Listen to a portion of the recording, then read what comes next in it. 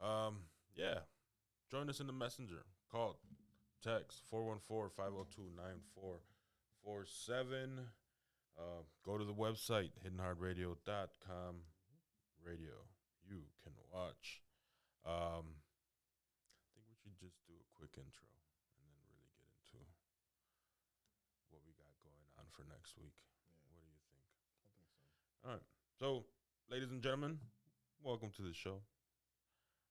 It is Friday.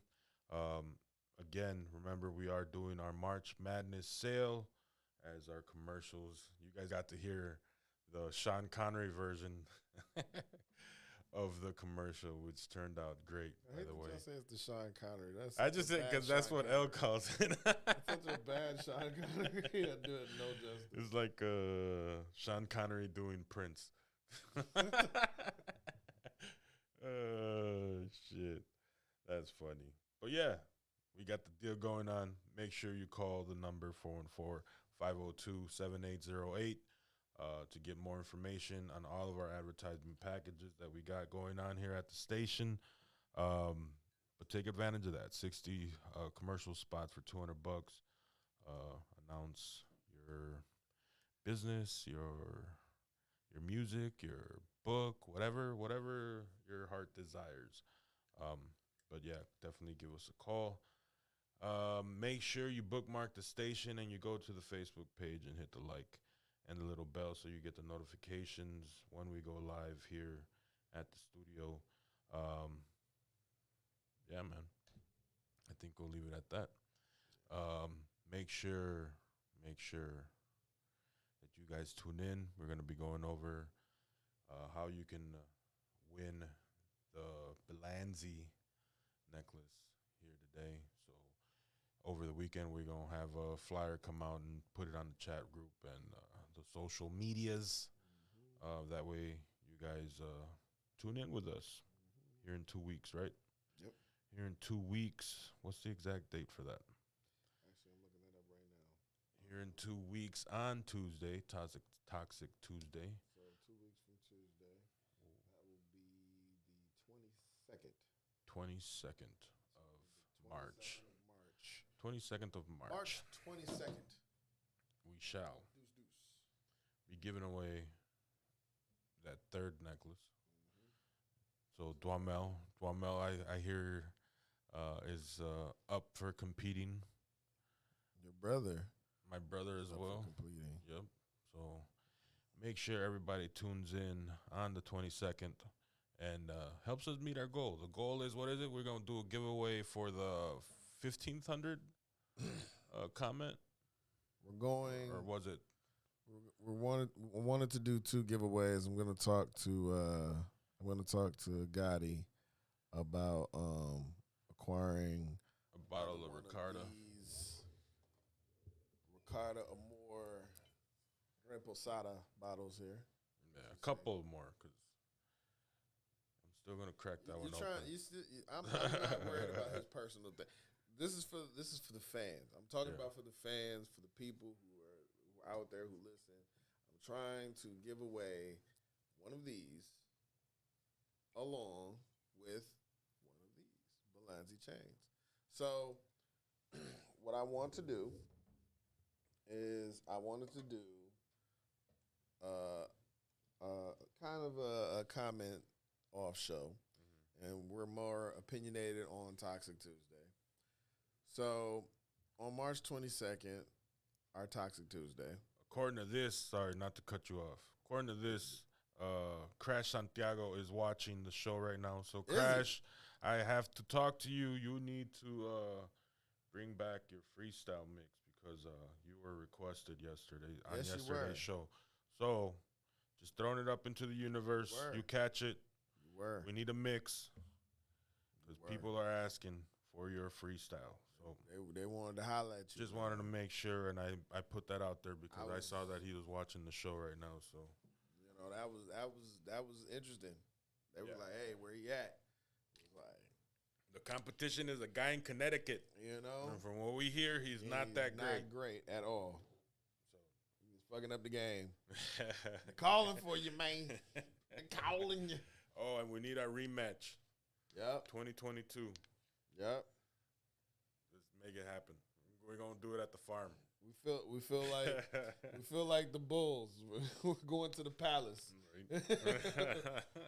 Tell Monk we're coming to the Palace. We want the malice.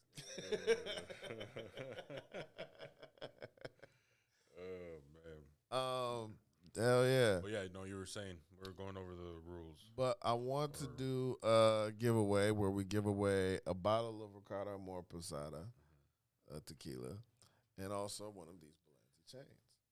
And I wanted to do it in a way where, comments and stuff would be the main factor. Okay. So on Toxic Tuesday, seeing as how we are, of course, doing our thing here on the show, we open our waves up to not only Twitch, Facebook, but we'll also be opening it up to Instagram. And we're looking for 2 winners. Someone, whoever is the 500th comment, will walk away with a gift. And whoever is the 1,000th comment will walk away with another gift. So you could win twice. You can win once. But you can't win thrice. Exactly. Well, actually, you can, because you still get a great show. That's true. On top of that. That is true. So, with that being said, people are wondering, if I'm the 500th comment, what do I get? Well, Should they find out the day of? We should rock, paper, scissors. Me and you will rock, paper, scissors. If you win, it's A. If I win, it's B. Well, if that's the case, then coin flip. Nah, rock, paper, scissors is more fun. Best out of 3. Because I'm going to kick your ass, that's why. Nah, because it's rock, paper, scissors. They figured out how to beat it. Yeah. You gonna bet on it? Let's bet on it. I like the odds of the coin flip. Side the bets. 50-50 is just like right.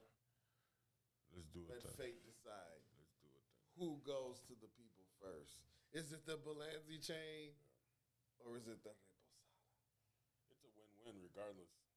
Because here's the thing. What if we don't get that 1,000th comment? One of these can still get one. One of these can still go up to the winner. So that's the thing. If you really want a brand new 18-karat gold-plated chain from Balenci Jewelry, all the way from London, You sell it so well. or a brand new, free, 100% de agave reposada tequila of Ricardo Amor, free, exclusively to you. I must sign you a check. You're hired. This is what I do best. You're hired.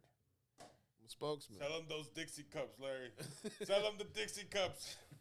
We'll even throw in 2 complimentary Cash Money Young Lil Wayne Tunchi approved solo red cups to go along.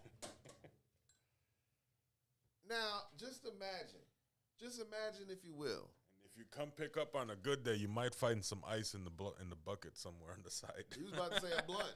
Or He was about to say a blunt. He was like, "We're gonna wait for you with a blunt." He was like, depends. We screen our callers. the way I'm selling this, he wants to see the winner himself, Right? Like, shit. But the very fact of the matter is, you have a chance to win both. Now, you can do whatever you want with both. That is totally up to you. But you could be styling and profiling with one of these or one of these or both. Now, I don't know about you, but on a Friday, I mean, hey. what I'm doing today. Who else is doing it? Who else is announcing something like that? And then on top of that, on the fact that we're giving away on March 22nd on a Tuesday, who else is doing something like this? It's random. But for us, we figure that's some pretty much kind of a starter kit for Toxic Tuesday. Nice gold chain, nice free bottle of tequila. Your imitation Gucci flip flops. Oh man, you about to have on 2 red Solo cups to start. Oh yeah, you about to go hard. You about to go hard. You about to have a bing bong day. Tarantino approved. Yeah, straight up, and not the Pulp Fiction kind where you end up in the basement. You had to take it there. Can't help it. It's still in my mind fresh. Somebody brought it up early this week, and I think it was us. That's funny. Blunt guts too. Blunt guts too. Shit. Now, speaking of, Kind of excited for this contest. I'm telling you, man, Dope. it's gonna be great. And the cool part is, just working with, these companies is like, if we do giveaways and we entertain people to listen to us, they send us more shit and give away more shit. That's what I like. I like doing giveaways. I like being able, because here's the thing. When I grew up as a kid, I used to always hear like contest winners and stuff like Cracker that. Jacks. Yeah, That was Cracker like my Jack version, boxes, like finding something, prizes and shit. Like there collecting was the Tootsie always- Roll wrappers. You ever do that? Yeah. In Cali, we used to do that. There was a thing where back in the day it was always contests or something. You always had a chance to win something. And The shit on the fucking cereal boxes.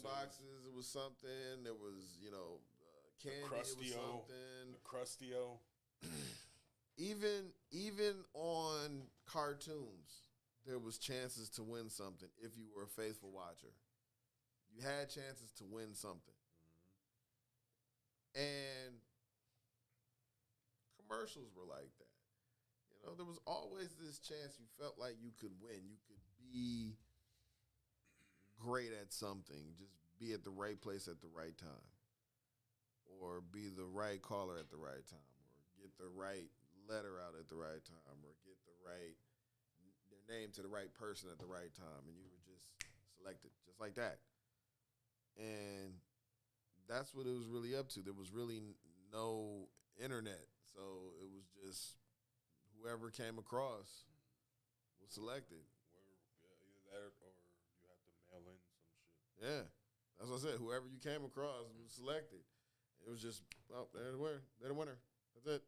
Like unless you're that guy that lives in fucking Jersey that's won the lottery twice in his lifetime. Oh, that's and then okay, you're really not gonna be excited because he won 20 mil the first time and then he won like 55 like 2 weeks ago. It's like that is if you got that luck, well then we get it. He's a ringer. Fucking inside job. Shit. We'll be seeing a documentary of him on Netflix pretty soon. That's funny. I saw a meme that said it had a picture of a guy like ready for war. I think they took like one of the Ukrainian pictures like of the soldiers and whatnot. And it's like, this is Netflix waiting for this war to be over so they can do a movie about a Russian soldier falling in love with a Ukrainian soldier. Oh yeah, they're not. Netflix ain't gonna be the only one. Netflix ain't gonna be the only one. I guarantee you, there's going Sean to be. Penn's already there. Oh, He was there first day. Sean Penn didn't even pick a Breaking side. news. No. He didn't even pick a side. He's just there, just killing. Like, I'm the guy that got El Chapo locked up. Because he was. Equalizer. That's fucking. I'll never forgive him for that. Equalizer. I will never. He got El Chapo locked He up. got El Chapo locked up. You gotta understand. He found El Chapo's weakness, which was his Mexican actress. And then you put Sean Penn. They schedule an interview, and that's how they got in. And they gotta understand, man. You gotta understand here. Sean Penn is not just an actor. I can't. I've seen Mystic River. He's not just an actor. I've seen Mystic River. You saw that. I don't deny that he lives it. That's what he does. About Like, that life, bro. Like out of anybody, when Katrina flooded, he was for down no there. fucking Bro. reason, they just happened to catch this dude with his own boat, and we're like, what the fuck? And he's just out there. Come with me. He doesn't need a fucking K. Macau. He's just out there in an Abercrombie and Fitch shirt and fucking beads, prayer beads from Mother Teresa bones. He's out there just fucking saving lives. I found a Groupon. When Kanye West said George Bush doesn't care about black people, Sean Penn was out there, I do. He was out there Oh shit. He was handpicking people. Sean Penn is not just an actor.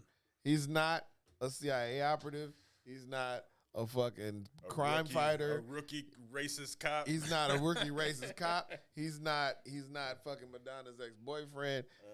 Sean Penn, what people got to realize is Sean Penn is really Dr. Fate. He is Dr. Fate. When DC, here's the thing about DC. DC, of all the fucking bullshit and everything, there's one character they damn near got right. Better than everybody else, even on fucking Marvel side. Dr. fucking Fate. It's an awkward kind of character, but in a way it kind of plays on the way they balance things. Like kind of like how Final Destination, like how people kind of cheat death and there's this invisible force, but it's like, nah, let's turn this water on. Your ass is going. You going, motherfucker. You going to the ship. You may have got out this time. I don't know how you did it, but you going, bitch. And then they fucking make sure to create that balance. Like, you're going. When it's time to go, you're going. And then there's those that say, well, okay, well, no, you got to live. Hold on. Let's get you out of the way. That's fucking Sean Penn. He just has no cape, no cowl, no British accent like Pierce Brosnan is going to play in Black Adam. No, it's just Sean Penn with his own money. That's his superpower. He's rich. Ben Affleck got that from Sean Penn because Sean Penn told him that. He's like, what do you got, superpowers? He says, yeah, I'm rich. Get out of that J-Lo marriage. Come on. Follow me. Follow me. He saved Ben Affleck, bro. He saved him. Did he really? I'm telling you, he had to. Because that's what he does. It's Dr. Fate. Well, then we need to bring him back from Ukraine soon so he can do it again. That's his job. It's his job to be out there, bro. I'm telling you, if it's in the cards and it needs the balance, he'll be there. Mark Anthony just dropped a fire-ass album last week, so I think he's ready for another round with J-Lo. If Sean Penn will allow it, it will happen. It will happen. He is the equalizer. He will show up, and Sean Penn will just appear out of nowhere. Nah, B. Don't fucking do it to me. I have to go. He's like, no. He's got the greatest analogies. He puts his finger in his eye. Shh. No. Don't do it. You'll get better. It'll be over. You don't want that. He always talks with the gruffness. You don't want that. He could be louder anytime, but he saves his acting voice. So he speaks in his superhero voice. And it's like a Batman growl as he's in normal person gear, just walking around. I know it's you, Sean.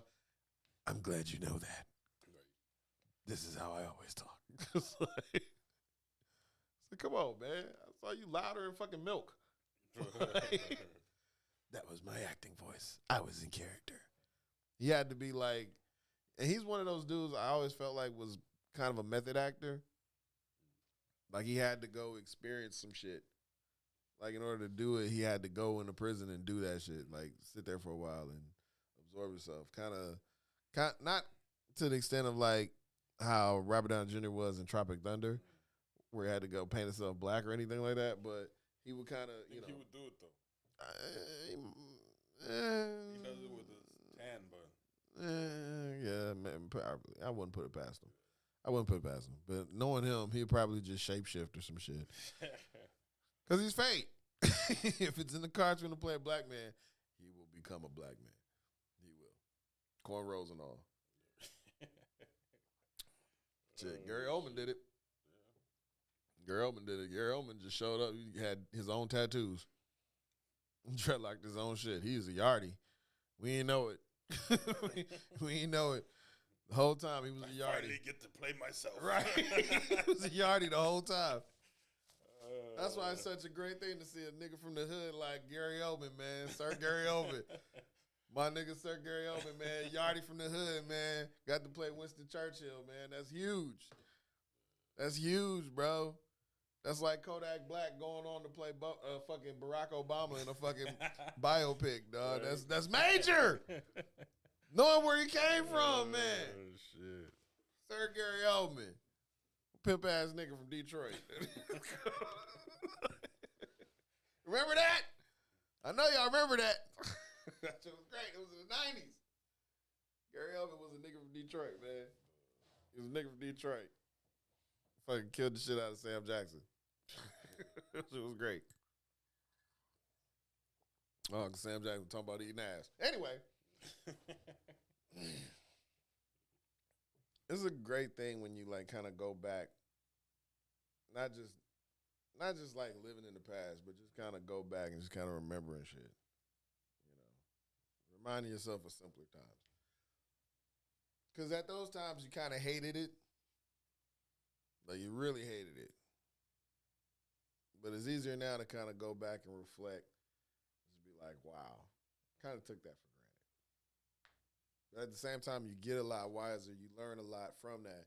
And it helps with self-reflection because as much as people try to, like, I've noticed that in my life. I've seen people try to block things out. Like, and I get it because, trauma and shit. But sometimes you got to embrace that shit, because you become of the world. Become older, you understand why things are the way they are, but also at the same time, you know where you stand on a lot of things too. And when you're able to define where you stand on a lot of those things, that's one of the best times to kind of self-reflect. Because now you have the perspective that you have to look at life and really see, okay, here's why I have that stance. Here's why I am that way. Here's why I feel that way. And it kind of helps you understand why you are the way you are. And then it makes you adjust some things. It's like giving you freedom of controlling a board, a whole board of switches that allows you to really play around with yourself, as far as like not in a sexual way, unless you want to do that, but more so in a way where you're able to expand your talents, expand your way of thinking, expand your consciousness of yourself and the world around you, and expand the way you reach out to people, the way you connect with people, the way you connect with the things around you, the things you're capable of doing, it increases your abilities. That's a shorter way of saying it. Maximizes them.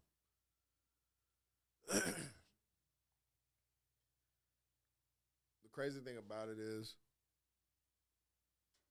when I self-reflected, I spent a lot of time alone. And when I mean a lot of time, I referred to it the way my stepfather referred to it. It's doing time.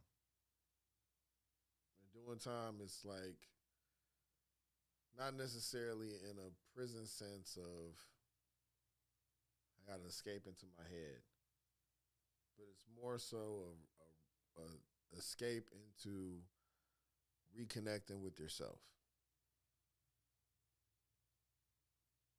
I had times where I had to talk myself into going to the movies alone, talk myself into going shopping alone, talk myself into going to bars or social settings, gatherings, museums alone, just walking through, getting comfortable with doing that, getting comfortable with not relying on someone to do that. And of course, there are still some things that I like doing with people because of the fact they are things that are much more active and more productive with people. A lot more fun.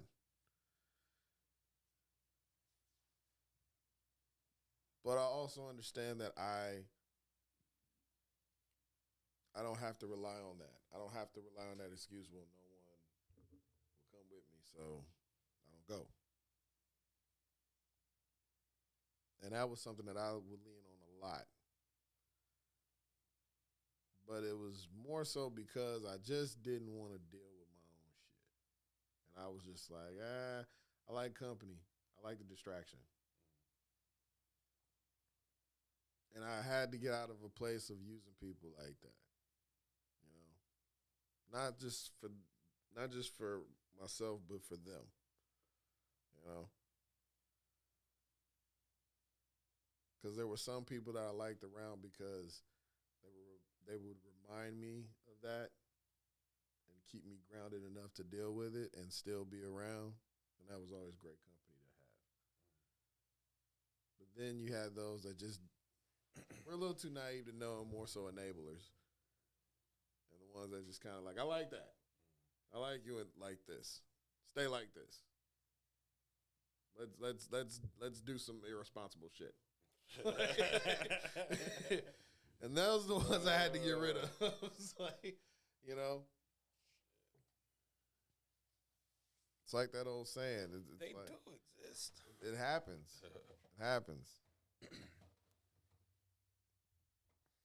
You know, that's why I took from a lot of books and stuff that I read, a lot of teachings that I saw, and things that I watched.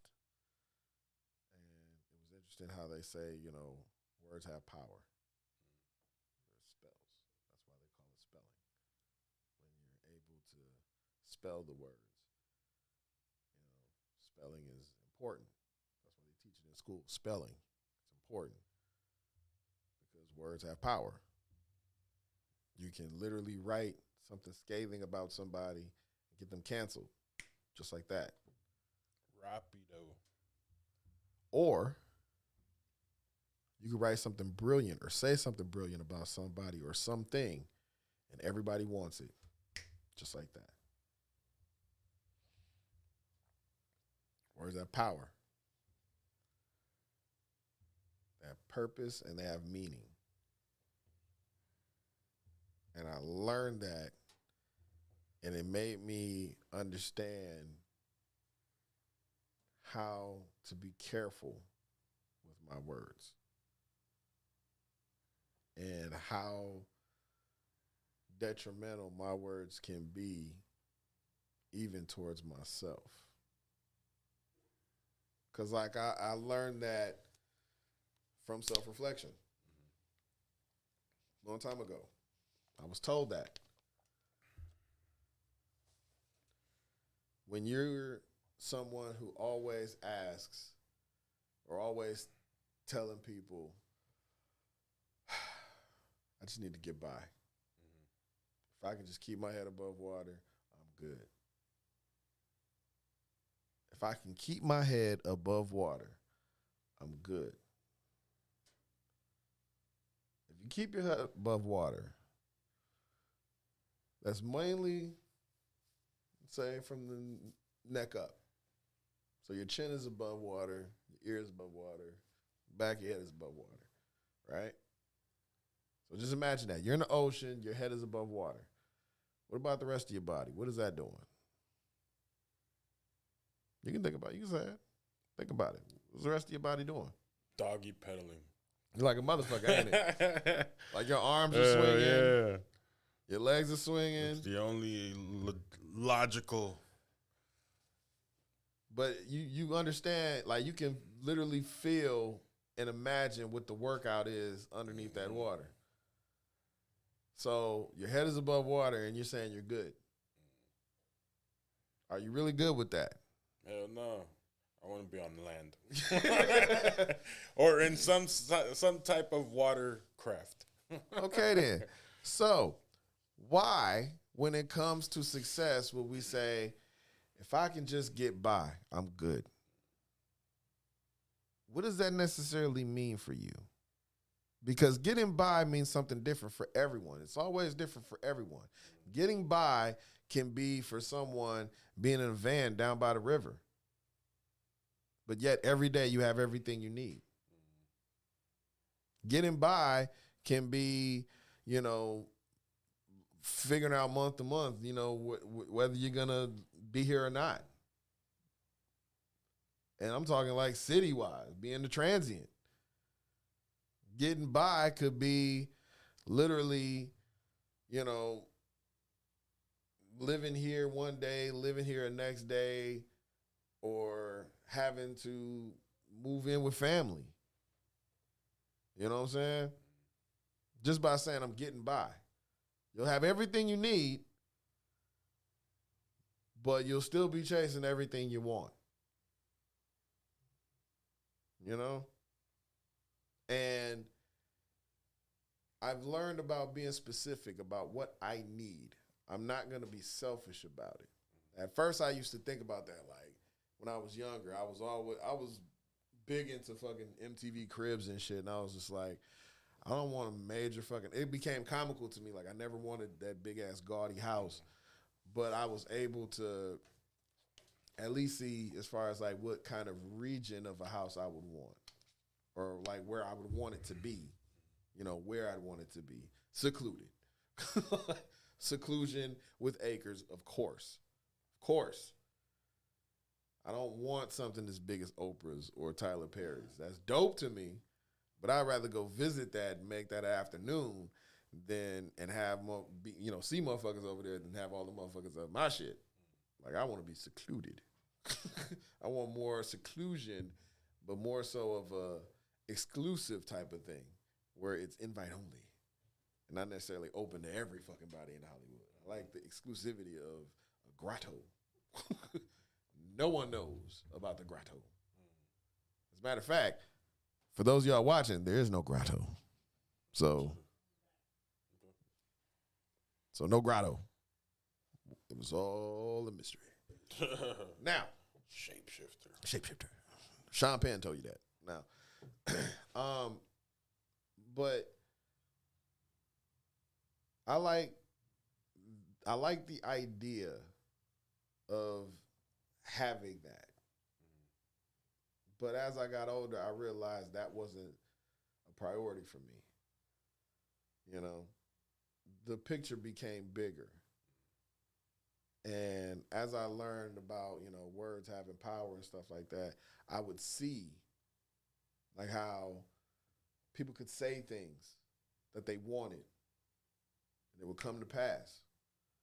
Even if they said it in a joking way and they said it enough times, it would come to pass. People speak things into existence. Even if they're not necessarily saying it and saying, I want this, even just the mere mention with that being the undertone speaks it into existence. It's like casting a spell, Motherfuckers that say mantras to themselves about how they're going to make money, how they're going to have this, and how they're going to make that, and how they're going to reach this goal. Like when you look at P. Diddy, when he talks about, I'm going to accomplish this, I'm going to get this, I'm going to gain that, and then he goes and he attacks. It's fucking ferociously aggressive as shit, but it's because he's in a city where that's what you have to be. His environment dictates him to be that. So he rises to that occasion because he speaks himself into that occasion. When he talks about he had 15 roaches on his face, that's a self-reflective moment. I had 15 roaches crawling on my face. Someone is going to remember 15 fucking roaches on their face for the very first fucking time. And him saying to himself, fuck this shit.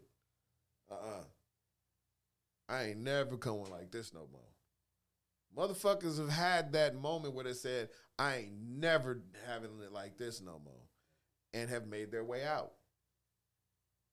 So how is it that you can't see words have power? It's just the belief behind it. When you say, I'm sick of this shit, and you mean it, like not, I had to pump myself up to say it. No, when it comes through and you feel it, it's there. It's done. You've casted a fucking hell of a spell. You're damn near a warlock. Okay? You made a fucking stance. You son of a bitch. No. Fuck that. You shall not pass. You owe me $30 goddamn dollars and you ain't leaving this bitch till I get it. By rooker, by crook, motherfucker. Give it a look. You stand on that shit, man. If there's any game I give away right now, and I could probably be shot for this shit. But I'm telling you, your words have power. The words have power. I told myself a long time ago,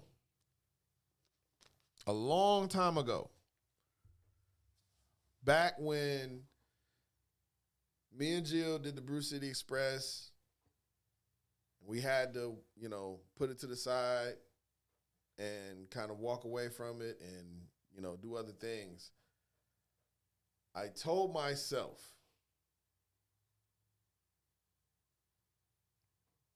we're going to be back doing this again. It's going to be different. And it's so funny because even before that, we did satirical kind of stuff based on real life events. Oh, you think we talk shit now? You should have heard us back then. It was so nuts because shit.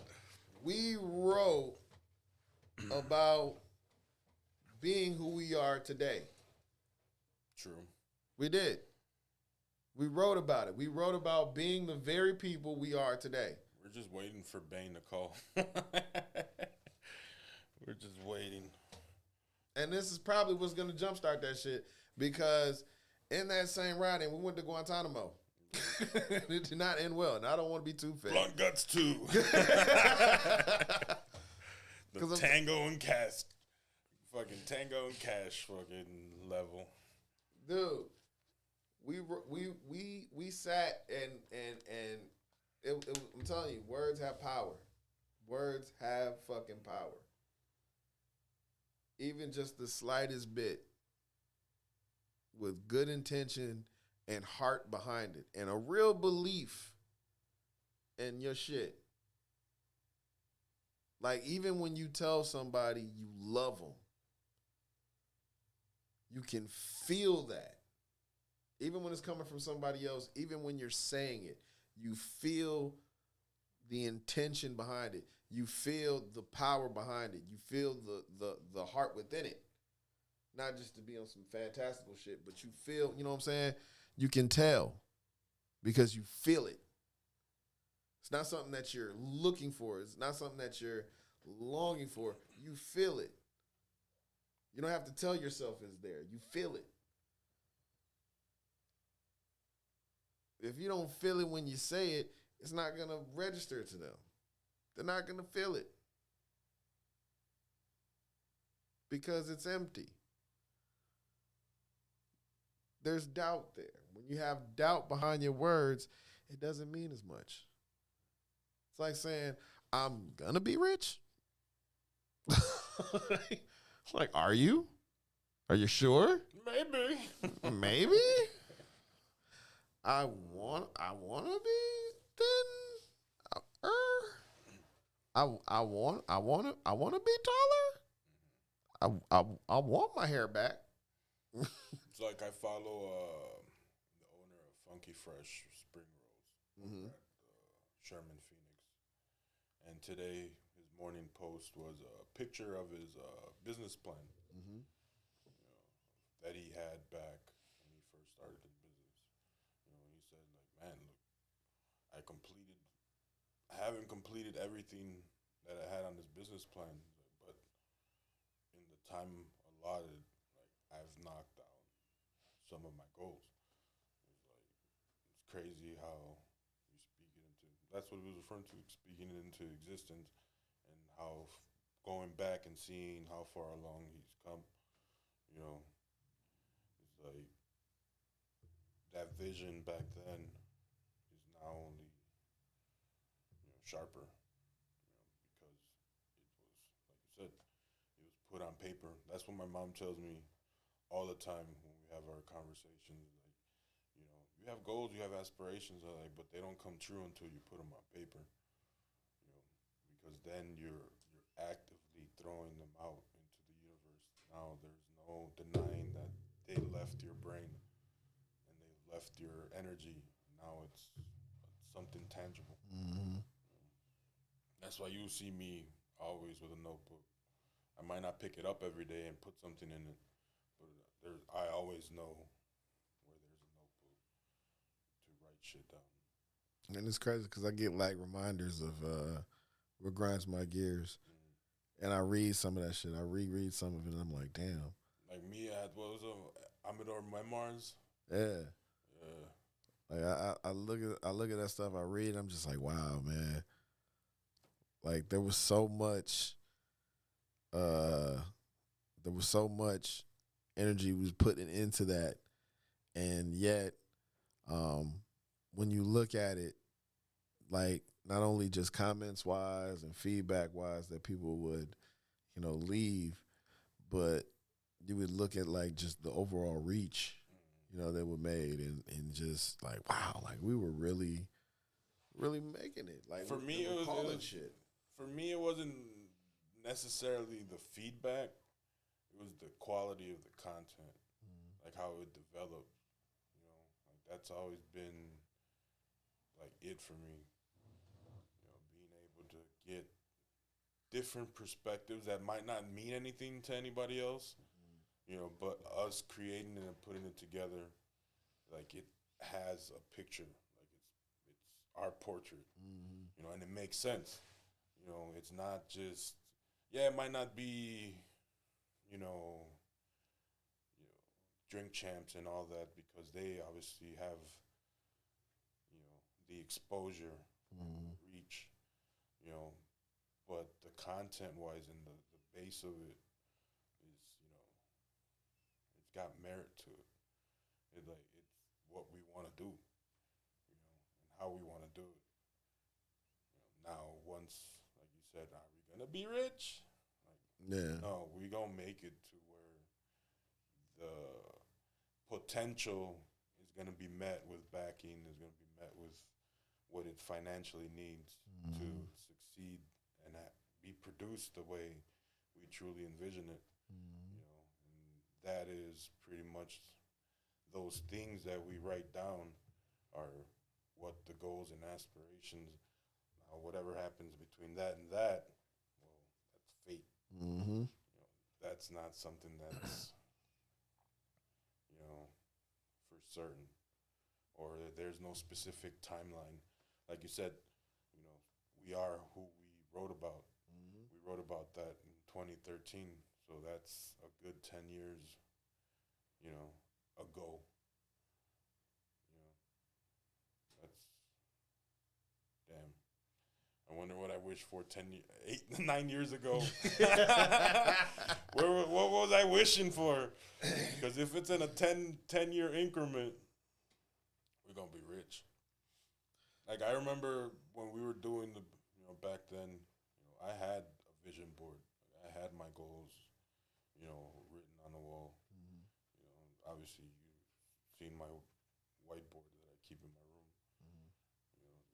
It's key. Like, even though if it keeps you, and it's a discipline.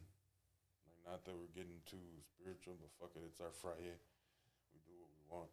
I mean, this people and it's may good consider it conversation. spiritual, but I consider it universal because Hey, we got a viewer from Kenya. Welcome, welcome. thank you for joining us all the way from Kenya. I got some love my Africans, man. Shout out to y'all. Prayers out to y'all too as well. Yeah, but shit, kind of got thrown off by having people from Kenya. That's amazing. That's pretty cool. It's amazing, man. I love it. I love it. Tell the friends. Right. But share. But no, like I get what you're saying.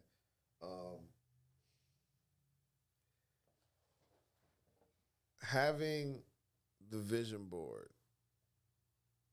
Do you remember exactly what all that you had on there that you wanted? It's over there in the front office. I switched vision boards. I went to a different one. But the one that I had for the past 2 years? Mm-hmm.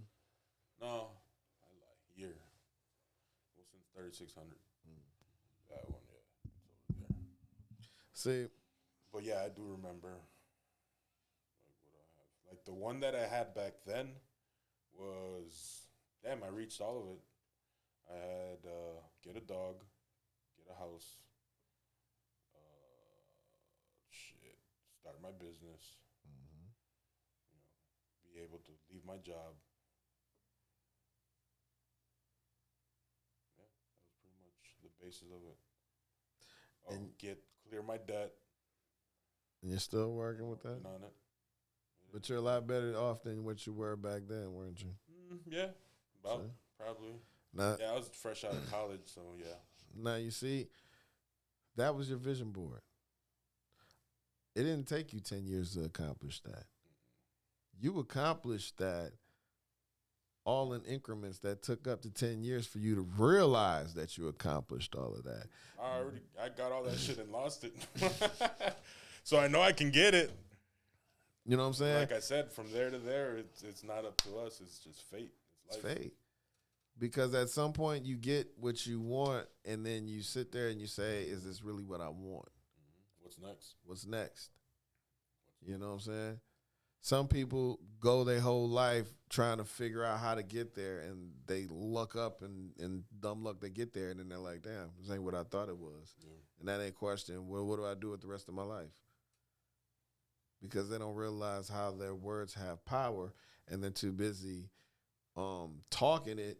And then when they walk up to the situation, their fucking gut or their fucking friends or whoever is filling them heads with self-doubt, so they walk away from it. It may not be the way you want it to come, but those opportunities do knock. They do present themselves. They're walking past you. And all it takes is just a bump into, hey, oh, I'm sorry, where are you going? All it takes is a answer a phone call. Oh, I was just trying to reach you. I was interested in a project I saw you post on Facebook and da-da-da. And off you go. And off you go. Into a different direction. That's how it happens. That's how it happens. Words have power. You spoke Blunt Guts into existence. You sat there and you said, Blunt Guts, the video game. Blunt Guts 2. You're right. Blunt Guts 2. Now, guaranteed, the content that we had planned for said video game, trust me, it will be the greatest action-packed 2-player you have ever seen. It will be glorious. And it will have so much bonus content if you buy the deluxe version for $100, and I guarantee it will blow your mind. Why? Be our version of the Nipsey Hussle CD. Oh, trust me, it's going to be dope. You know why?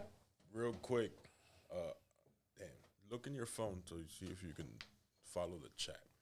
The Okuthi.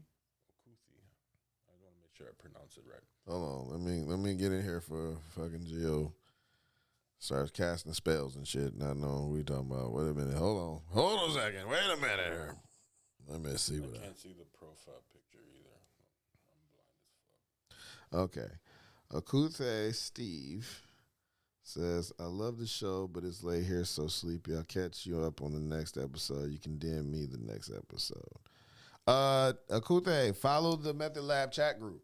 Yeah. Go to the Method Lab chat group page and like it. Go ahead and follow. I'll send you the link to the Method Lab chat group page where you can see the show on there. That way, you'll have access to episodes and stuff when you wake up, so you'll be able to see and follow along and comment as well. All right?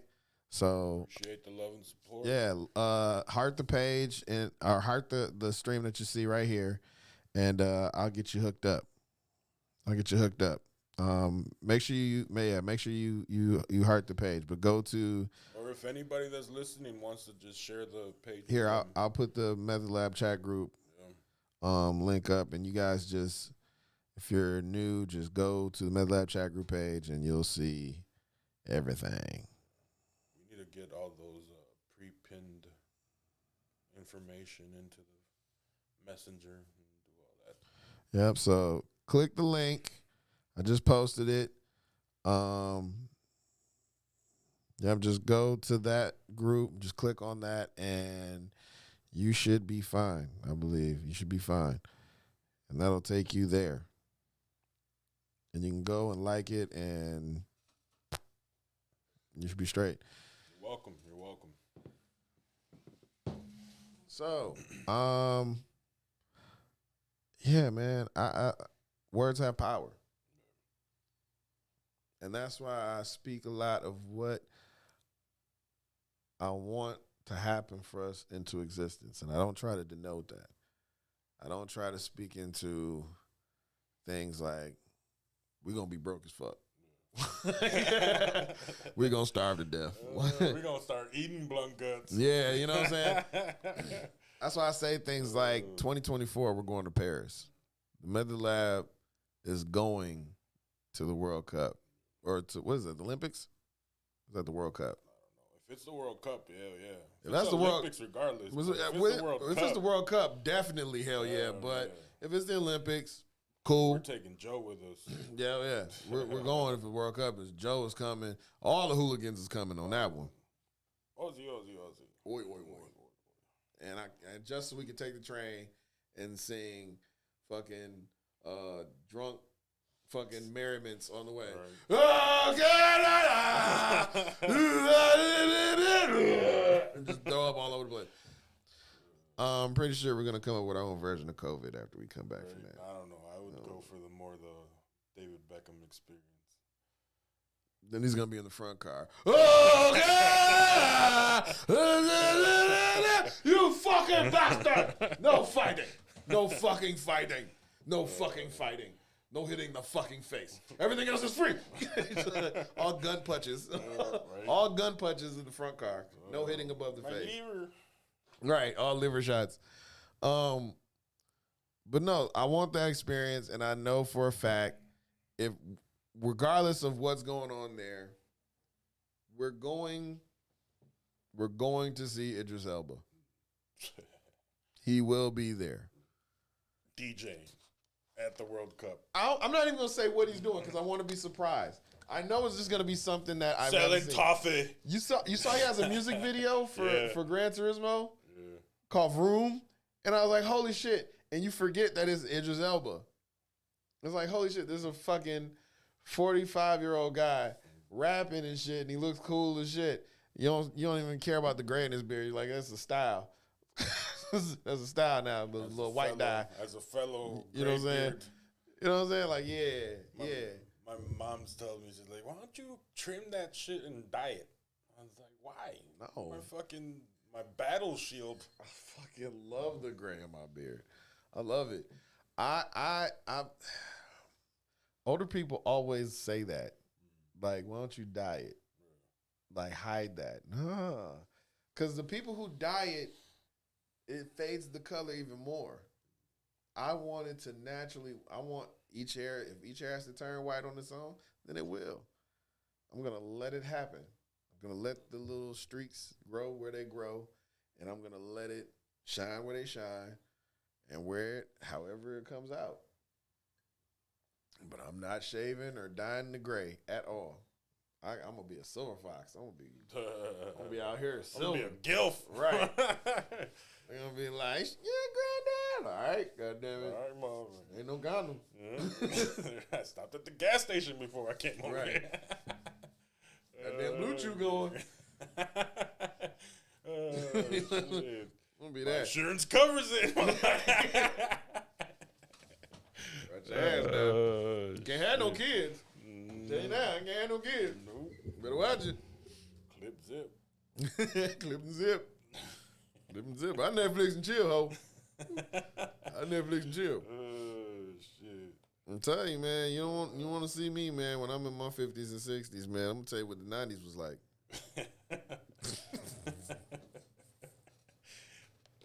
There's always gonna be a place for me for the next 22 years. I'm a I charming see your ass rollerblading somewhere. be a charming motherfucker, man. I'm tell you. 50, 60 years old, skateboarding like, granddad, you crazy. I know. Kick flip. Let me tell you about Lupe Fiasco. Right. Shit. As far back as I can remember, there was a little kid that do the kick, push, dip, pull, pass. Shit. I'm telling you, man. You have to speak your life into existence. The power behind your words have to reflect what you want to be. You know? And have fun with it. Don't be so fucking serious, because the rest of your life is going to be serious. And the moments where you want to have fun, it's going to be hard for you, because you don't know how. You're always so goddamn serious. That was one thing about The Dark Knight that was such a great parable in that. And you don't realize it until you get old enough to really understand the undertone. Here's Batman, who's so fucking serious. I have to save Gotham. I have to be its avenging night. I have to get revenge. I need my parents. I missed them. Where is she? Alfred doesn't love me like this. I have to dress like this. I am the knight. I am a bat. Whatever bats do. They don't make much Guano. Guano. And then you have the Joker who has to see. I love Ace Ventura. Yeah, but then you have the Joker who has to see the humor in everything. But he wants the chaos. He wants it. He needs it. He enjoys it. He needs them to see it for what it is. This is what it deserves. Let it burn. Let them fester on themselves. It's great. It's fucking hilarious. Can't you see how fucking hilarious this shit is? Look what I can do. I can drop $200 million on this fucking city, and look how they'll fucking die. And watch, I'm gonna gas them. And watch, they won't let go of the money. They're gonna take the money with them. Look how fucking stupid they are. Come on. This is funny. And to some people, it might be. But they're not gonna go to the extreme to be down there like he is. He wants to be in this shit. Revel in it. He likes the distraction. That's why I asked him, why are you so fucking serious? What made you like this? The Batman's asked, what the fuck made you like this? And it's that yin and yang. They're products of their environment. They are what they tried to be in the Matrix, what Neo and the agent was. The two things that balance each other out. The two ending spectrums of fate. Out of this anomaly or this reason for friction, two things are created out of that have to cancel each other out in order for all this shit to balance and return back to fucking normal. You keep talking like this and you're going to bring back the yin yang tattoo. I don't see why it ever left. The tramp stamp yin yang tattoo. That's one of the worst places to put that shit. Why are you busting on life's meaning? Because if you put it there, I'm going to skeet on it. I'm sorry. Don't put it there. Don't put it there. Do not put it there. Do not put it on your patch of butt on your fupa. Don't put it there. Do not put it on. Do not put it on your belly button. Don't do it there, because that's like iceberg spool. Like no, don't do it there. Do not do it there. Do not do it there. I heard that's called a Colorado Spring. Don't do that. Do not put it there at all. That's something new I learned. And don't put it on your fucking forehead. That's just don't do that. That makes for a viral video that just doesn't need to go at all. Okay?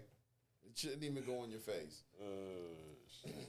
Neck's cool, arms cool, chest, back, more in the shoulder blade or whatever, but even your calf muscle or whatever. But stop putting that shit on your tramp stamp, back, dimple, shit. Don't do that.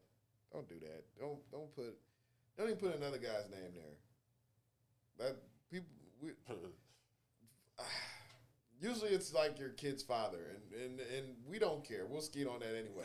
But it's just a simple fact. That's bad for the kid. The kid doesn't need to see that one day, and then one day he'll just register back in his head when he's hitting some chick, and he's like, oh shit. Oh shit. Oh shit. Oh my daddy. Mama. Why you do my daddy like that? You disrespectful me. Like, you know, some are like that. Some guys are like emotional like that. You know, they're light skinned. But there's a lot of them like that out there. Right. They don't need that. They carry sage in their pocket. They don't need to remember that. They don't want to remember that. You know what I'm saying? You got to have good memories. Okay? Good memories. You got to have good memories. As we go on. Right. Remember. Got to have good memories. Not memories, memories. Okay? Got to have good memories. And you got to create those for yourself. And not only that, but you're tasked with that responsibility for others too. And you may not want that responsibility, but it's not really as bad as you think. Because it's not like you have to do much. I can sit here and rant and vent the way I see life and share a piece of why I am the way I am and what I am. Just give a piece of it. And yet that's going to help somebody out there, somebody in here, somebody that's watching, somebody from Kenya.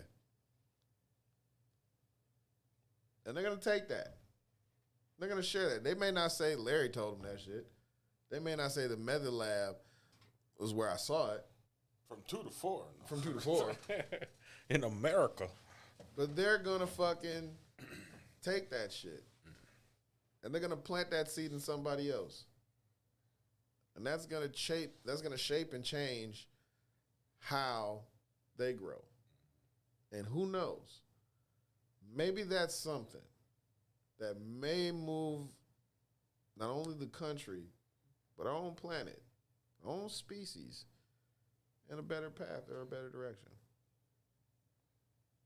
And when you think of it like that, then you start to realize, holy shit, there could be a movie about me one day. I could be played by Usher. Or Raymond. Right. Which Usher will you get? Raymond.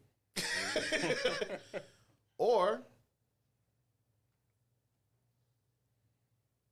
you could literally see something spectacular. Much more spectacular than that. On a grand scheme of things, I guess it's like seeing the bigger picture and understanding that you may not be the biggest piece in that picture, but you can still be the biggest part of it. And that's immortality. That's immortality like a motherfucker. Because somehow, some way, having a platform like this where you're able to say things like that and do stuff like that, somebody's going to see you say that. Somebody's going to hear you say that. And they're going to live forever. Like, that's amazing to me. Somehow down the line, one thing that you do, whether it's for the cameras or whether it happens to be caught on camera, if it just so happens to be a spark that ignites something special out of somebody or some people or something, that's it. Yeah, that's valid. And when you look at our And for generation, me, I hope it's our fucking Christmas special. because you got to realize that is still my favorite thing that I've ever worked on, ever. you put your heart and soul into that. It was just fun. It's just like I've never felt. It felt like a Christmas movie.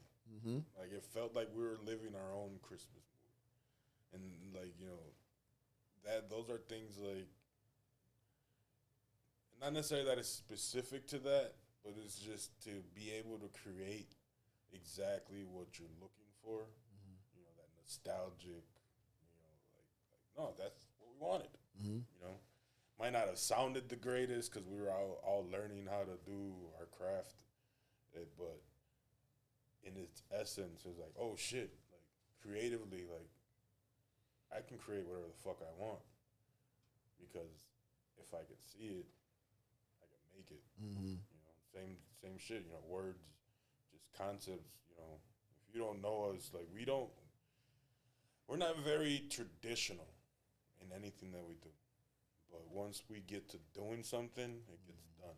Yeah. So, and that's rare. That's rare and in between because it might not look pretty, but it plays out like our favorite shit. We are the Stranger Things crew. We are the Ghostbusters. We are we are that we enjoy and that we love. We are Blunt Guts too. Yep. It's a fucking adventure. It's what is it? A dramedy. Yep. A dramedy. We are a dramedy. Yeah. It's fun. That's what we are. It's fun. I would prefer this life than a life that is monotonous. Mm. A life that I have been in. I've done the monotonous jobs. I've done the monotonous routines of responsibility, but even in between that, you have to keep pursuing what you want. Right. I agree. And yeah, I agree. Words pack a meaning. For damn sure. And that's why I look at what we do here as not really therapeutic, but I look at it more as legal witchcraft. Because legally, we have these microphones, we have those airwaves, we have these frequencies, we have these channels, these platforms to be honest people. We have these platforms to be the individuals that we wrote ourselves to be.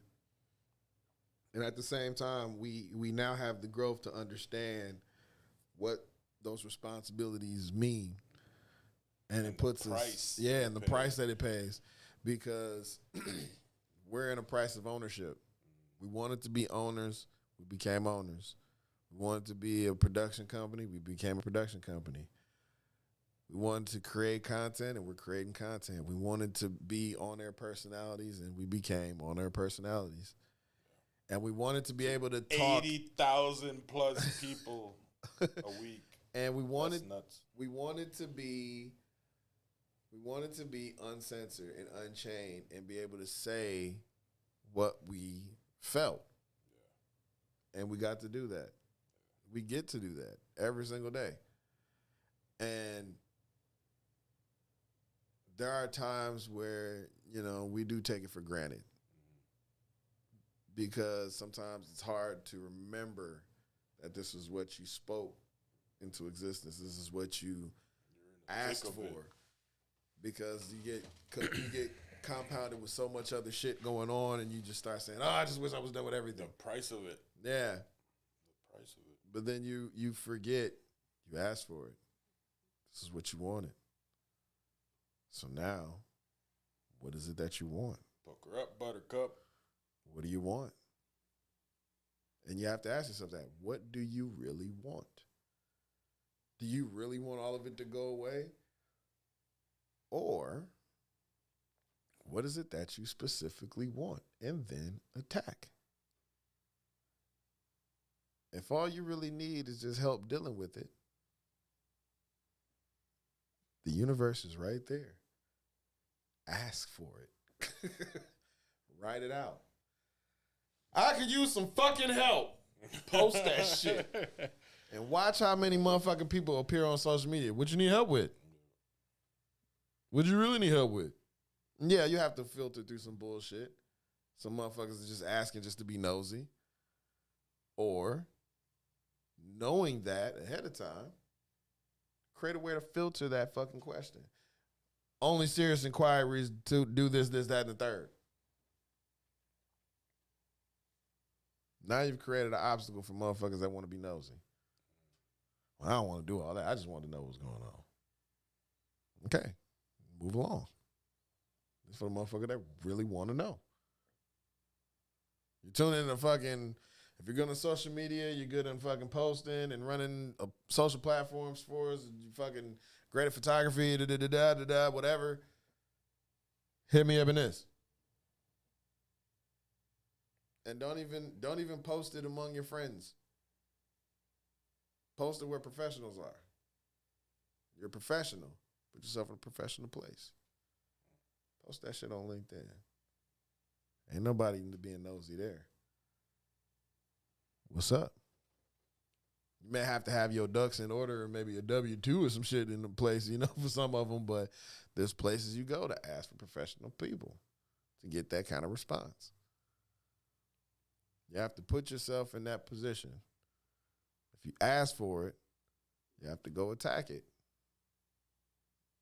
You can't ask the same people to do everything for you. It's not what they're there for. It's not their place. That's your support system. They're there for support. They're not necessarily there to do the work. That's for damn sure. They got to be there for the support. Because your support system cannot be stretched out. You can't stretch them out. Because then you lose their support. So you got to keep them there for support. When it comes to finding the people, the team to do that, you may get, family members, you may get friends, you may get strangers. But when you get them, they got to be strong enough to handle anything and everything that goes with you. Just as much as you with them. That's what makes them a team. They're able to conquer and attack things that you necessarily are not aware of or don't know much about, but it helps you in the long run. And you have to be able to attack those things that helps them in the long run too. And you see Kevin Hart and the way he moves. That's what this team does. He needs a team. A team that will pull his ass out of a fucking car upside down, miles from his house, to make sure he's not busted in that car behind the wheel. Allegedly. That's a team effort. But I like it. That's a solid team. They're messy. They don't quite do a good job, but I like the effort. A for effort. Exactly.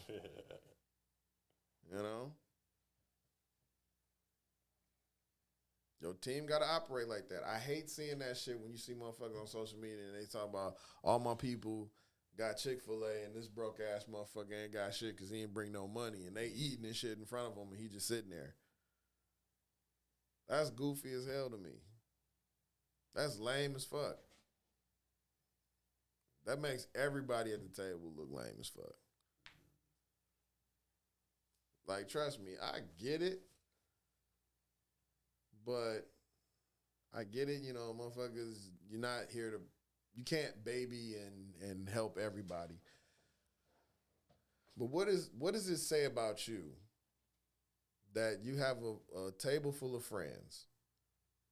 These are all your people. They all stunting and saying how they got a meal, and this one dude that ain't got no money, ain't got none. So that lets everybody know you keeping this motherfucker around just to clown him. So that says all of y'all are lame. It says all of y'all ain't got no loyalty. Any one of y'all could be treated like this. So y'all just a bunch of losers, just pretty much there because y'all can't be nowhere else because nobody will put up with y'all. Nobody's going to fuck with y'all because y'all clout chasing. It says so much. Not necessarily that people won't.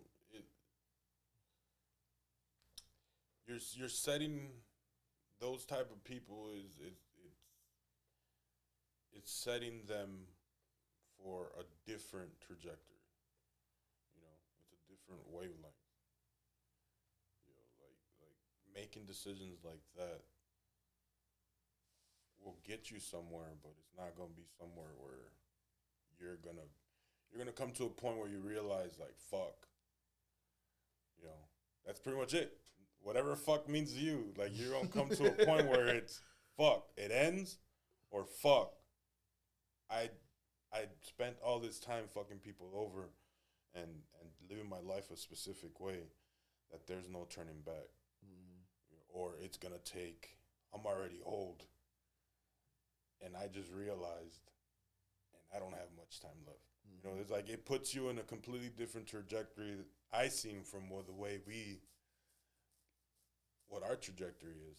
You know, ours is more, you know,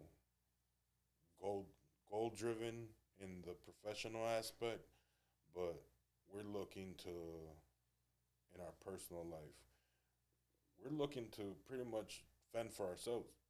You know, make sure our health, our mind, our mental, like how we enjoy our day to day, our 24 hours. You know, as opposed to clout chasing, you know, trying to get somebody's approval, trying to get people to accept us for who we fake to be while they're in front of us. Right. You know, that's difficult. That's difficult because even in business, you have to put face on times where you don't feel a specific type of way, but you got a meeting to get to, and you gotta be that man. You got to be able to bring that conversation. You got to be able to say what you got to say, you know, but you don't feel it. And on those days, even if you are on a trajectory that's right, you know, you're faking it, you know, because you're putting yourself in an energy that you're not there, you know.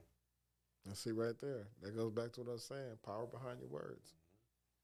You have to believe it, even your bullshit. Because people make believable bullshit. If you wonder how the fuck Pillow Guy got as fucking far as he did, because he peddled his bullshit and believed it. There was power behind his words. I'll make the best pillows around, I swear to God. I swear to God. I'm so Played by tight with Kevin the president. Costner. And there he goes. Off to the fucking races he went. He spoke his shit into existence. It can happen. Vonnie says it says you need new friends. Yes, it does. Yeah. It does. Because now, guess what? People will feel bad for that young man that sat there with nothing. And now social media will go out of their way to be like, hey, man, you need some real friends. You need some real people. I'll be a friend. Females up there. I'll be a friend. That's where you can get some pussy. And all this other goofy ass shit that'll get thrown his way. Meanwhile, the rest of them is getting dogged out. Now social media has made them unpopular. So now they look like the assholes that hang out with each other, that ain't got no loyalty among any of them. Their loyalty is about as big as their dollar amount that they have in their little wallet or Bitcoin or whatever the fuck they keep their shit. Once that runs out, they're in that seat. They know it. Each and every one of them know it. That fucks up not only how the people see them among them, but among themselves as well. That creates more damage than they realize just by doing that and allowing that to happen. That's what I mean. So that's what I mean by, you know, like, go fuck with them. Because that causes dissension. That causes a lot of rift. When you look at that shit Scottie Pippen said about Jordan and all that other shit when he was having his temper tantrum, he wasn't at the All-Star weekend. They did 75 greatest players without Scottie Pippen. And it wasn't like he was excluded. He just didn't want to come. Because he said all that shit, he didn't want to face anybody. He don't give a fuck about the NBA after the fucking documentary came out. He hates the way he looks on there. And really, Scottie Pippen doesn't look bad. He looks like a player that evolved. But he don't see it that way. To him, it's, why you bringing up old shit? Why they talking about that? Why they made me look like that? That matters to him. Because he regrets it. That shit eats away at him. Because if there was one thing he could do over, I guarantee he wouldn't have sat on that bench when Tony Kukoc took the last shot. He would have fucking went out there and did his job. He wouldn't have let the Knicks get to him the way they got to him. He wouldn't have let the Pistons get to him the way they got to him. He wouldn't have let a lot of those teams get to him the way they got to him in the early stages of his career. But he had to go through that to get better. It's what shapes you. It's what molds you. Nobody goes through this life completely happy. And you got to remember that. Don't just remember the hard times. Remember the things that made you you. For example, we have some videos to remind you. Oh, yeah. 1 through 5? Yep. 2 through 5. Actually, you know what? Play 2 and 3. 4 and 5 will close out the show with those. Give me a second. So only play 2 and 3. It's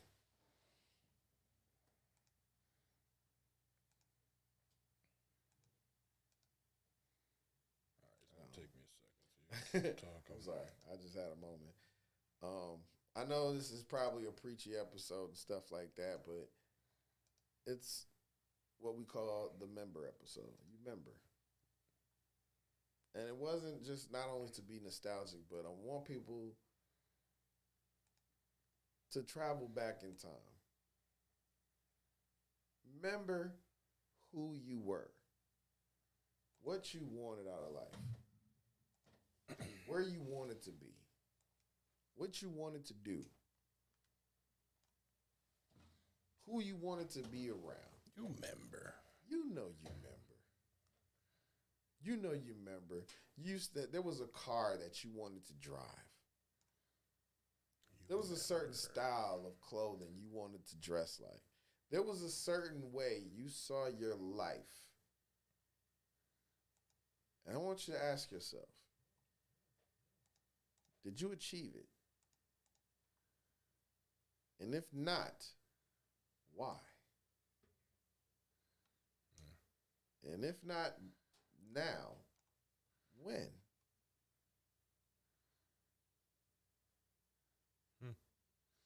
Let's check it out. Here we go. Remember this? You remember.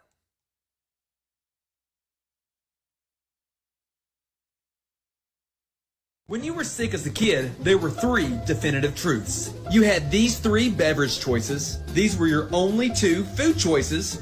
And we knew we were going to get to spend some quality time with Bob Barker. I'm here to see if bubble tape lies to us more than my ex-girlfriend. 6 feet of bubble gum? We'll see about that. I'm sorry I ever doubted you. Looking back, Dave made us love Wendy's. Our parents were going crazy for a salad bar, and you know yellow Wendy's just hit different when you're eating it from a jungle-encased sunroom.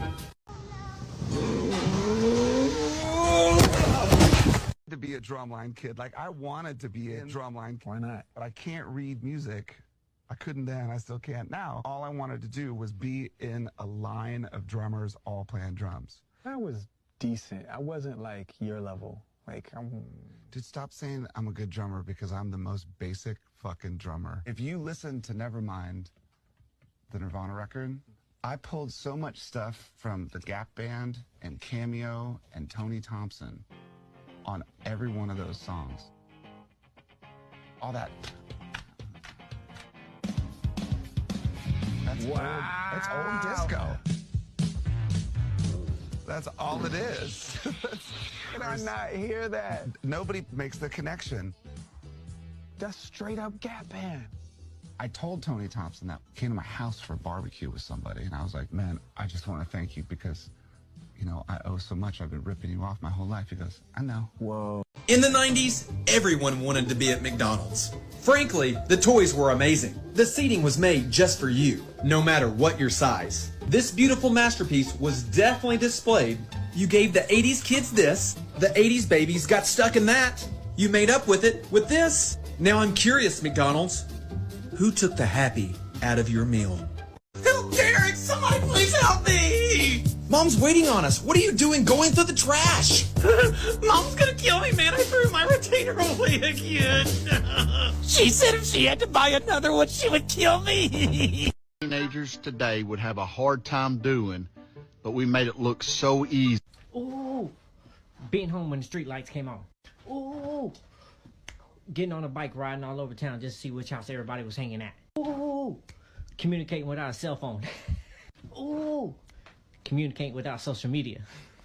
Ooh, using dial-up internet, so if you was on the internet, you didn't have a phone. Ooh, but it's shutting the F up, minding our business and respecting our elders. Let's all take a second to remember giving or receiving an Indian burn. I'm very aware that the Indian burn is a multi-generational thing, because causing pain and torturing a friend is a timeless act. You would always cut the proof of purchase off a cereal box before throwing it away, because you could mail them off and receive free prizes just like a Darkwing Duck magnifying glass, a Tony the Tiger baseball, a Kellogg's Olympic digital watch, some iconic cereal bowls, or some Disney afternoon figurines. Which toy do you remember getting in the mail?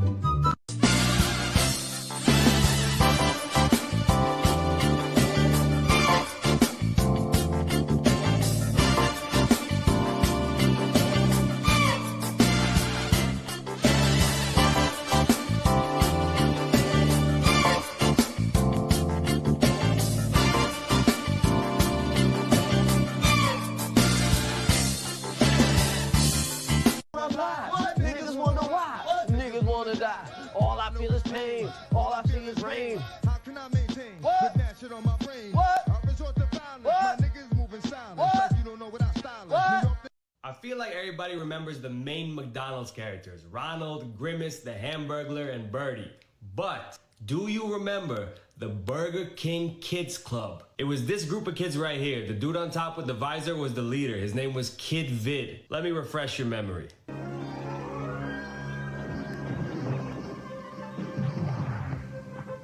guys, do you see what I see? Wow, awesome, Griffin! I got it!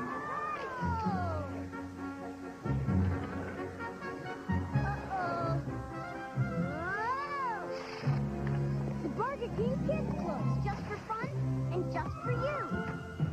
I'm sure this is a multi-generational thing, but in the 90s we did the Big Red Challenge. What you would do is take your Big Red, lick the paper, stick it on your forehead, and wait. And it would seriously burn your forehead. Now, was it worth it? It was the 90s. What else was there to do? One time for the millennials. Before the internet became a place you could achieve fame, there was Fox Kids where we was watching Pinky Beef Brain. You know why I would chat if I could make a time machine aim? I was spitting mean games. Shorty, what's your screen name? We was watching VHS and DVDs in my day, crushing on Melissa Joan Hart every Friday. Multicolored IMAX, Oregon Trail, signing on the AOL. Welcome. You've got mail. copping goosebumps and Animorphs up at the book fair. Air Maxes had to have the bubbles in your footwear. Blockbuster Pizza Hut ain't a night better. First Sally had to tap it thrice to get the right letter. Before Snapchat, I had the Yak Back and Tamagotchi. Rugrats and Johnny Bravo was the tunes that I was watching. Talking back when all the ladies had the juicy across the booty. Before they had e-girls, it was Doug's sister Judy. Facts. One time for Nigga, what you gonna do when you catch them hoes in the club? What you gonna do to them hoes? Get them hoes, get them hoes, get them hoes, get them hoes, get them hoes, get them hoes, get,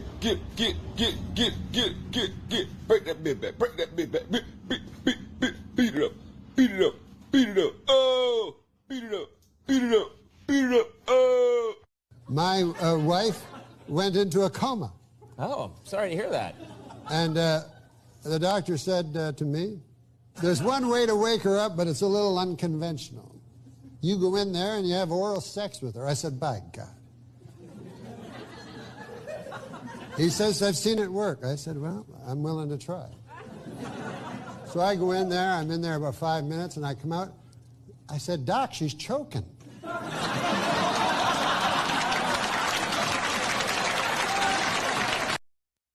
Did you know that there are more airplanes in the ocean than there are submarines in the air? Well, that's plain to see. I wonder what kind of doctor Dr. Pepper was. Physician. Sorry, bro. Dude. That's funny. Doc, she's choking.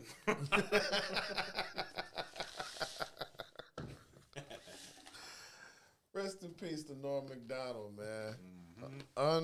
Underrated, but very much appreciated icon of the 90s, as well as Bob Saget, as well, and many others. Many, many, many, many others. Self-reflection is key, because when you self-reflect, when you build that stronger connection of yourself, your future becomes so limitless. And yet, no matter how much you age, no matter how much your body changes, your spirit, the thing that makes you you, the thing that gives you the energy to do whatever it is that you do, no matter your age number,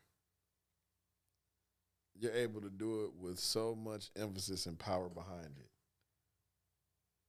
And yet, you walk in a way that people will look at you and be like, God damn, the audacity to be that damn great.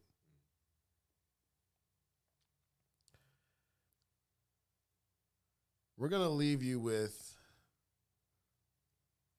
a little gem from one of my favorite icons of the 90s. Just one of them. And I think everyone can respect this gem, especially from who it's coming from. Because as much as he was an icon for me and people that I know, he's just as much as an icon for each and every one of y'all listening and watching at home or wherever you are. But he had a lot of time to self-reflect and a lot of time to evolve and reinvent himself over and over again without ever trying to be or sound like anyone else. He was always true to himself, and he always stayed original. And his way of life, his way of thinking, his way of going about life really resonated with me in a way that that has shaped and molded me. And yet, still to this day, even with him gone, we still learn more.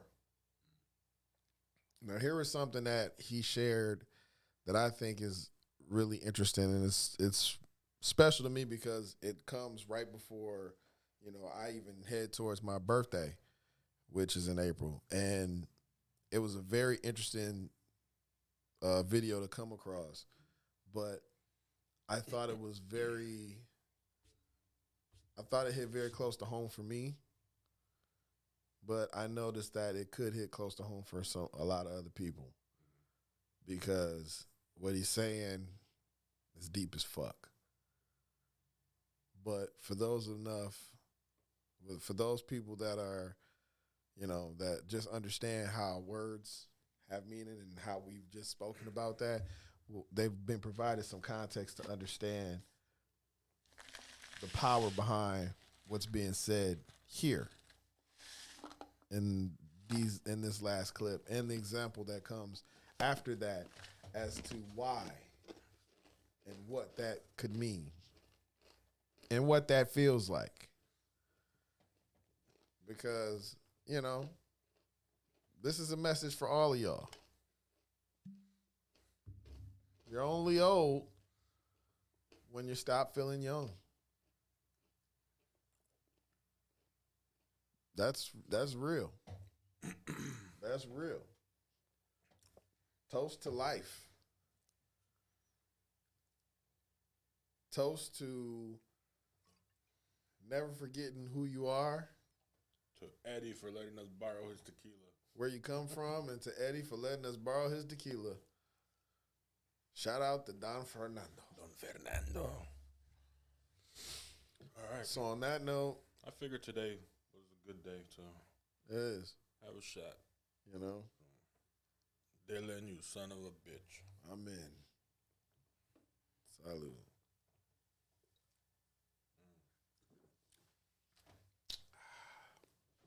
It's the good shit. Oh, that's good. Yeah. Should we run it back? Well, we can, but we do have to close out. All right. Here, I'll load them. Load those last two. So, for those of you out there tuning in, I want to thank you guys for being a part of our Friday Member Berry episode. And we want you guys to join us next week and keep tuning in with us here on HiddenHeartRadio.com, on the Pulse of the City page, on the Method Lab chat group page, and any other pages that you see us. So, by all means, enjoy. Have a great weekend. See you guys back here. Make sure you're following the Hidden Heart page, the Pulse of the City page, on Facebook. And you're following the Method Lab chat group on Facebook. Also, we'll be developing one on Instagram, so we'll be able to get you guys on there too. So if you're on Instagram, you can follow us there too and have a chance to win. On Twitch, you too also have a chance to win if you're tuning in. Because like I said, actually, I don't think we can count the Twitch comments, can we? Can we see those on there? Yeah. See Twitch. Okay. So you have a chance to win on Twitch too. So you have 3 streaming platforms all running simultaneously where you have a chance to win. Shame on you, YouTube. You could have been a part of this. But right. This will be between Facebook, Twitch, Instagram, and the website itself. So 4 chances to win. 4 chances right there. 4 chances to win twice. Look at those fucking odds. Now, like I said, follow those pages to get the details. You'll see flyers and commercials and stuff throughout the weekend, sharing those things. As always, be well to each other and to yourselves. Yes. And let's take this shot. Oh, jeez, I didn't think you meant like right away. On the show? What the fuck? So they know it's real. I mean, shit. What the fuck else what do you not believe that we have tequila? We're giving away tequila and drinking tequila. What the fuck else would we do? Just in case they don't. Ozzy. Oi. All right, ladies and gentlemen, this has been the show. This has been another week. Whew, I got hot there. This has been another week of the show here at the Method Lab. Like I said, make sure you go and follow all our pages, and we love you, and see y'all Monday. So on that note, we are out.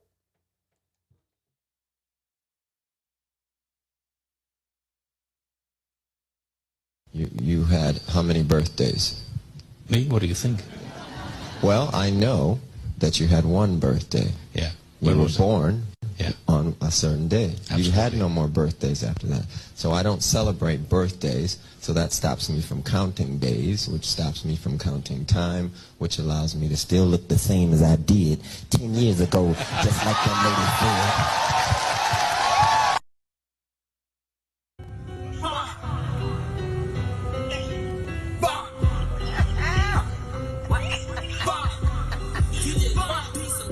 Just got some top from the stripper bitch. She from cake and she just bought a Glock with a ruler clip. But don't play with me, this bitch a hoe. Met her at the store, you know how it goes. She wanna smoke, so I bought some dope and took her to the Oak. Just got some top from the stripper bitch. She from cake and she just bought a Glock with a ruler clip. But don't play with me, this bitch a hoe. Met her at the store, you know how it goes. She wanna smoke, so I bought some dope and took her to the Oak. We get a call, she don't let it pop. Say she left her person, ain't church. You know I'm a player. We can go there first, I bust the U. Put up to her spot. She live by the park, it's getting dark. My Glock on my lap. I'm just thinking smart, so she hop out. She switching the shit. This bitch thinking shit. She got 2 minutes. If she ain't back out, then she gon' need a lift. She left alone, so I picked it up. This hoe slow as fuck. Name is called 3 up.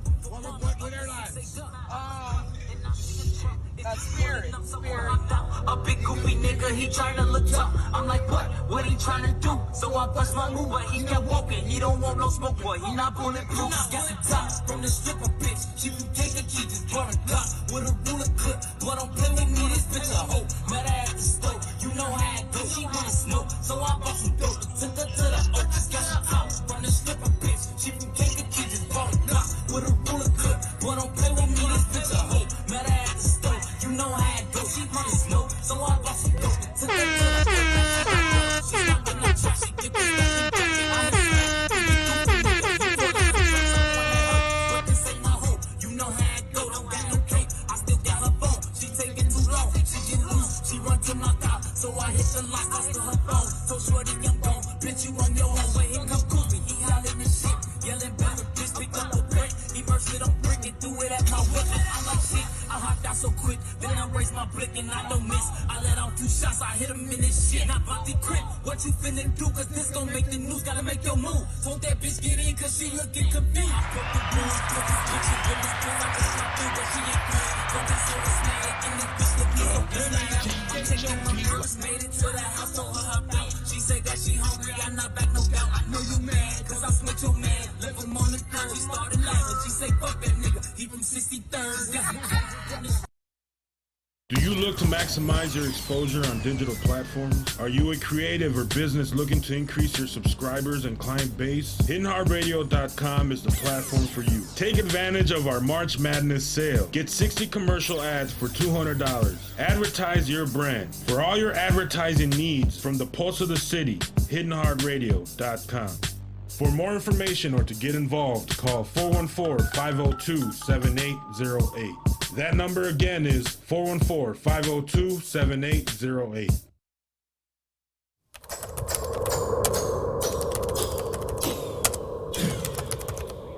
The METHOD Lab.